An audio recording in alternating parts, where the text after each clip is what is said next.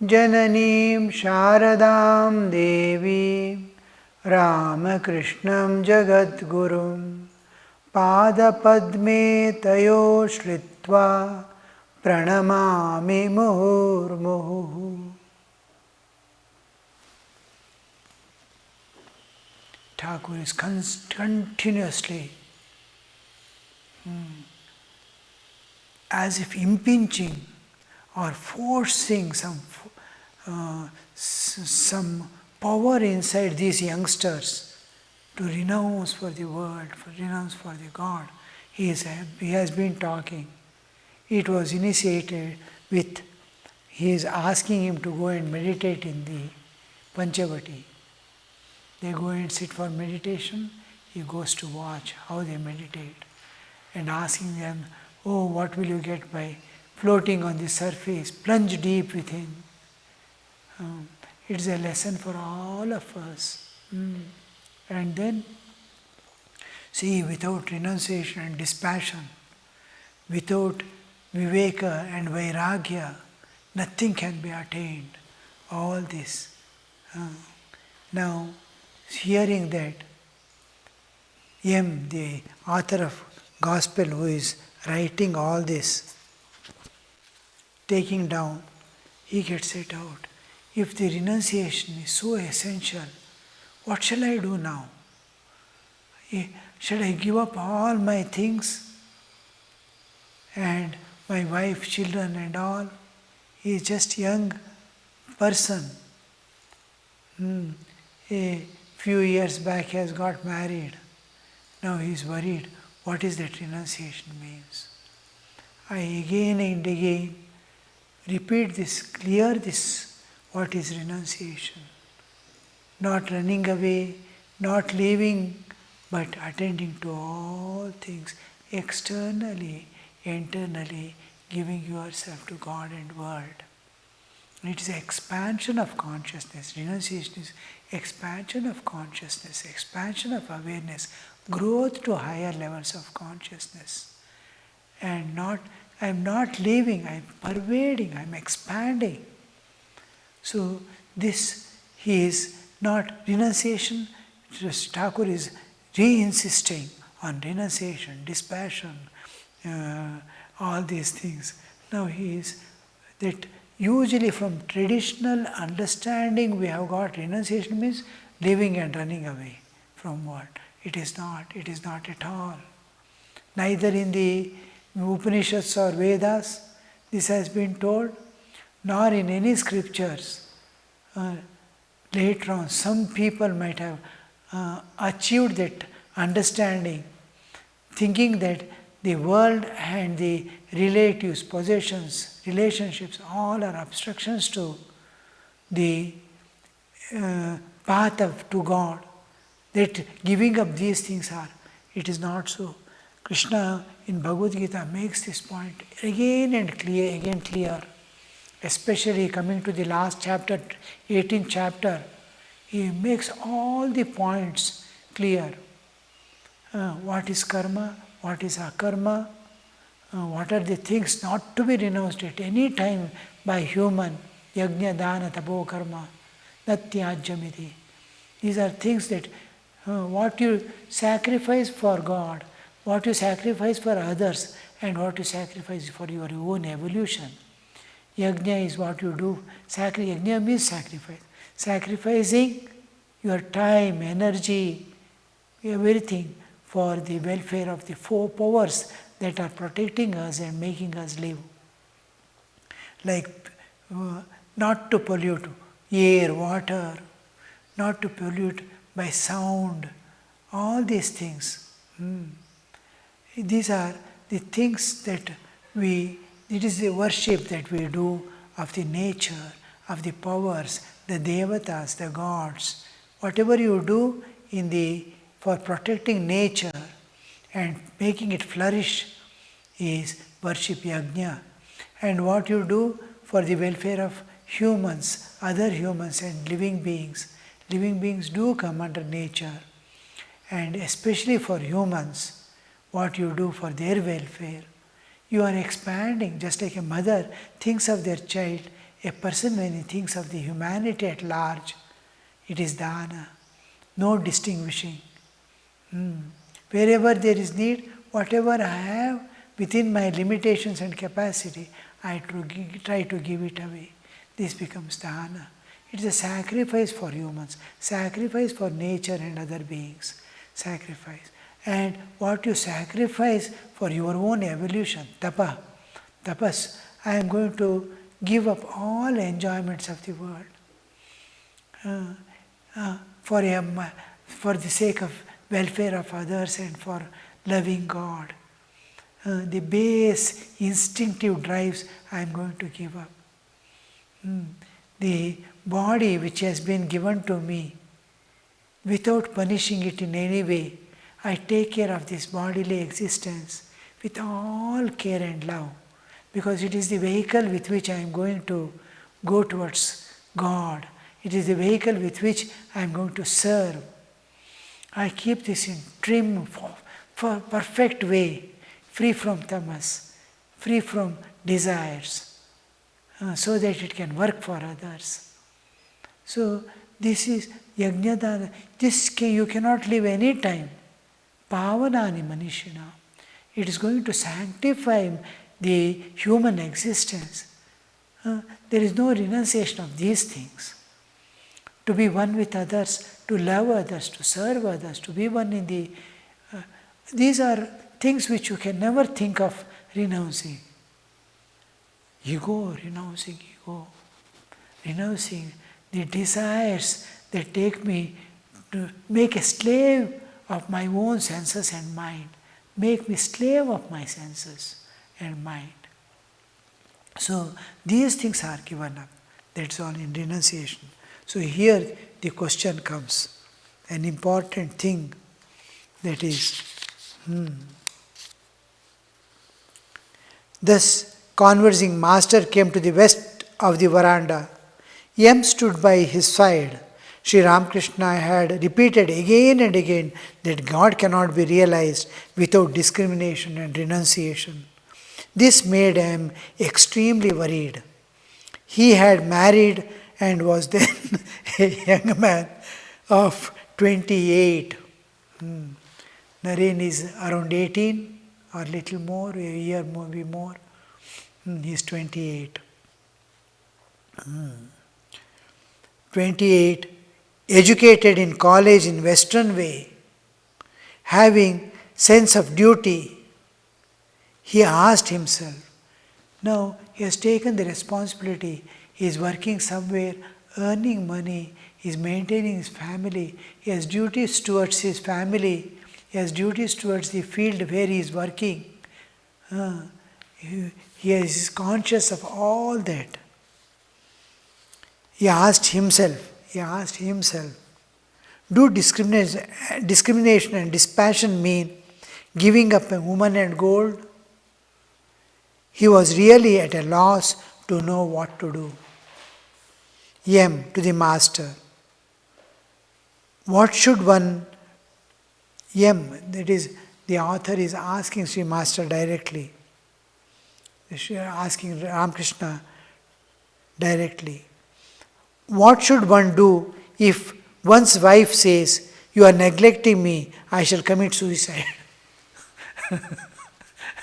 This is a common question that every householder asks. How beautifully the Ramakrishna is teaching you, see, the word. He has to teach what is renunciation in the life of a householder. He has to teach what is the same renunciation when it applies to a sannyasi. The same renunciation in the field of activities. I am doing a business. What is renunciation there? What is a person who is earning his livelihood by working somewhere? What is renunciation there? Everywhere renunciation is essential, whatever field you are there. So Sri Ramakrishna is explaining. What should one do if one's wife says, you are neglecting me, I shall commit suicide? Master, in a serious tone, Give up such a wife if she proves an obstacle in the way of spiritual life. Whatever comes in the spiritual life,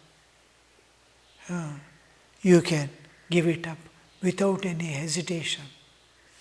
Give up such a wife if she proves an obstacle in the way of spiritual life. We see this common scene nowadays that divorces are taking place, not for spiritual earning, but because they are not able to accommodate each other, they are not able to live together. Each ego is boosted. Both are educated, both have earnings, both have hum bhi military, tum bhi military. They cannot live together.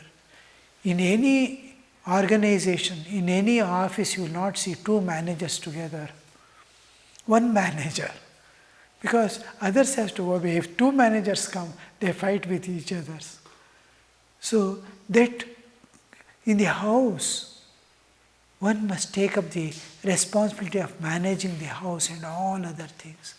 Other must look after the external things, external affairs, earning, managing things, dealing with the people outside, or protecting from all external dangers and impingements.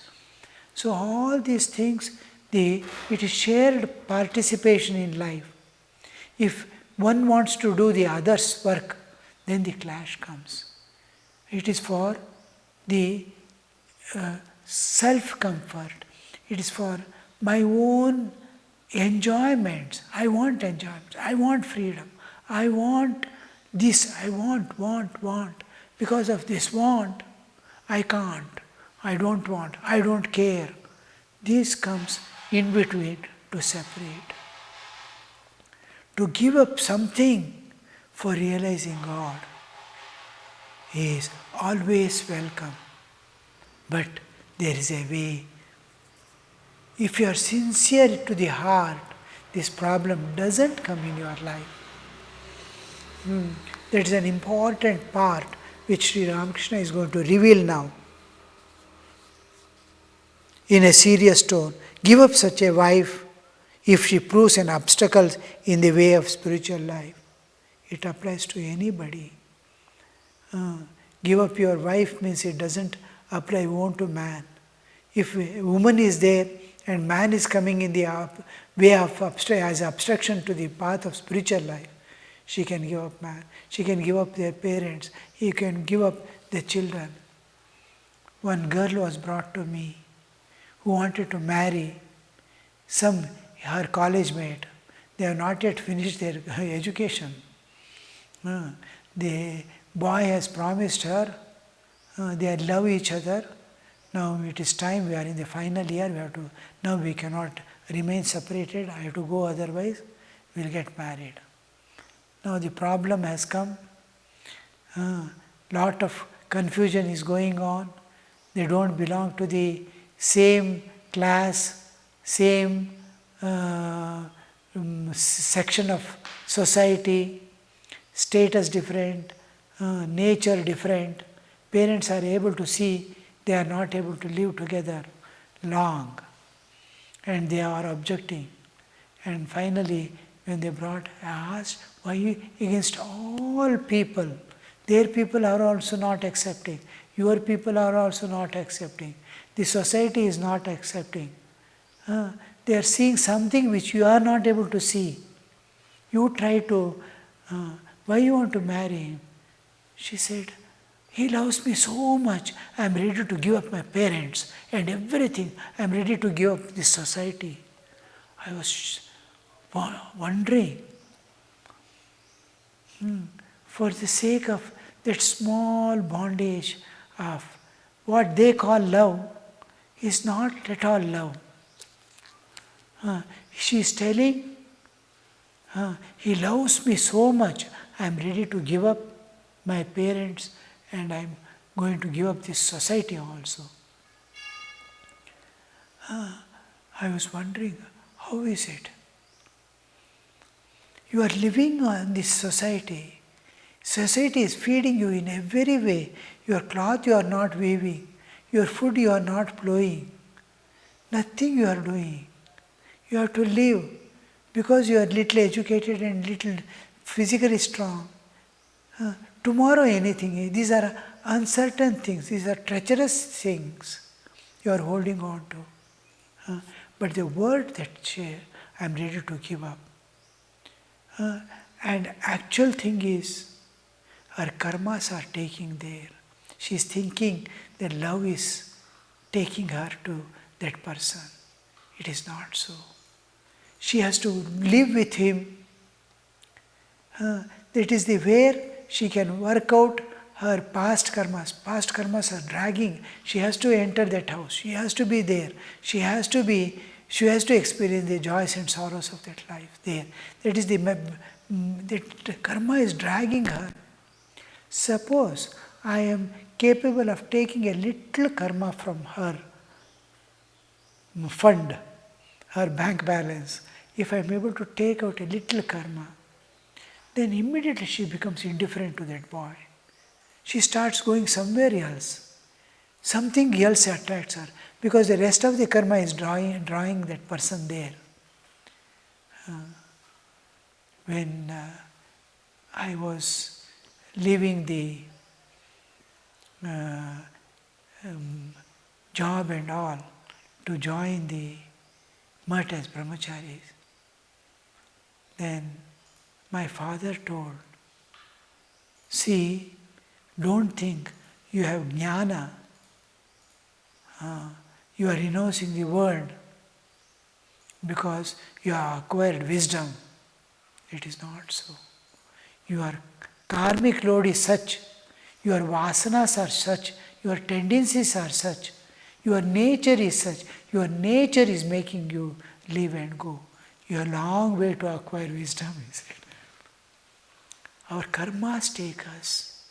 We think our wisdom and knowledge. I am fighting with somebody because we don't get match each other.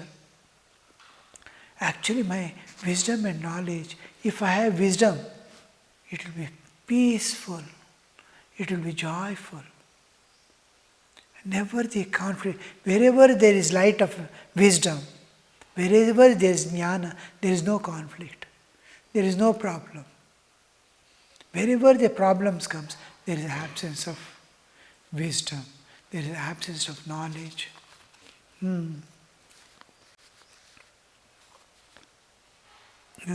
Why we are thinking is, am I entitled to leave everything for sake of God?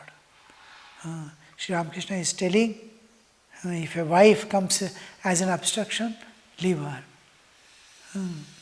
Seriously he is telling. He comes to the actual answer later on. But he must be strong enough. That is the only purpose of human life. Everything is passing away. Tomorrow we won't be there. We have come together. We have to part. We have taken a body. The body has to be given out. Whatever has composed has to decompose. Whatever has joined has to part. The self alone eternally lives. We have to hold on to the unchanging now. Changing. If anything obstructs our change, you see the rainwater or river water. When it flows, we see the stream. Wherever there is a stone, it passes by. It never fights with it, nor struggles, just deviates its path. It's avoiding and going away. It has its goal to reach the ocean. It has to. When my goal is there, I am going for education. I am learning. I am going for school. If my TV attraction or my addiction to TV is coming in the way of my education, how can I continue my education? If any addiction is going to harm my spiritual life or harm my even secular life, I am going to renounce. But can't you do the same thing for God? When it comes to higher attainments, a pure life, a life of sacrifice, we think is injustice. When we are doing the same thing for enjoyment, we don't feel I am doing injustice. We apply the laws, right laws in the wrong places and wrong laws in the right places. This is the confusion that creates in a life.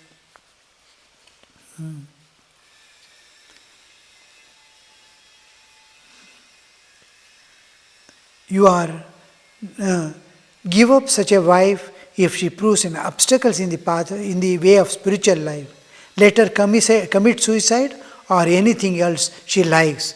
The wife that hampers her husband's spiritual life is an ungodly wife, avidya. A wife is supposed to, she is dharma patni, she has to protect his dharma and she has to participate. The nature of man, husband is to fall from dharma always. Men are prone to fall from dharma. Women are the dharma rakshinis. They are protecting the dharma of man. They are supposed to. So they are endowed with that power to protect. Their nature is to protect and bring up, to build up, to minimize the obstructions. Children she has to look after, see that the evolution. Husband, the parents, these two. The house is, a housewife is a pillar of the house. If she stands, I want enjoyments and no more God, what to do? Such a wife is ungodly. You can give up. Avidya. Immersed in deep thought, M stood leaning against the wall. What else can he do? He's just, he's building up. On one side, pressure, another side, courage.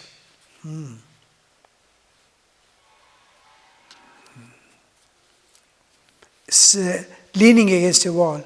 Narendra and other devotees remained silent for a few minutes. This is going on because Sri Ramakrishna is telling this not only to M, what he has instilled in the heart of the youngsters who are going to be the torch bearers of his Dharmastapana work should not be affected. They must be living pure life of renunciation and there will be few to light the lamp of the world. Suppose he tries to console him or satisfy him, you will see it is weakening there. So he is very strong there regarding renunciation. And yes, let her commit. The thing is, the ultimate truth, the reality sustains. So with that strength he is standing. He is teaching the others, other people also. This has more effect on Naren and other people, youngsters, than on him. Now he comes to the householders' rescue. When God incarnates, he is there for everyone. He is impartial. And he has to be like a mother, take care of the fallen people, running after those who are running after the world, those who are in the path to God.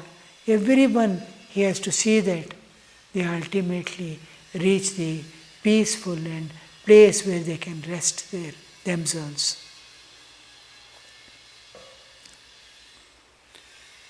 Immersed in deep thought, M stood against the wall.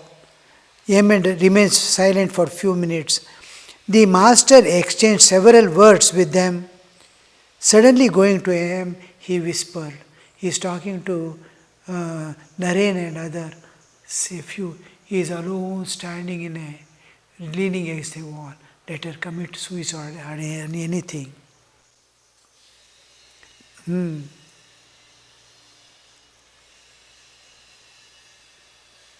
Naren and other devotees remained silent. Master exchanged several words with them, and suddenly going to him, he whispered in his ears, "But if the man he has sincere love for God, then all come under his control. The king, the wicked persons, his wife, sincere love of God on husband's part may eventually help wife to lead a spiritual life. If the husband is good, then through the grace of God, wife may also follow his example." What a beautiful understanding. What a beautiful way of presenting the things you see. He has to take care of the householder also. How to, this is the most important teaching of Bhagavad Gita. Those who are attached to world, attached to action, don't disturb them, their minds. Being yourself an example, show how to live there. They are attached to karma. Be an example. Being as they are, show them how not to get entangled in the work. That he is showing here.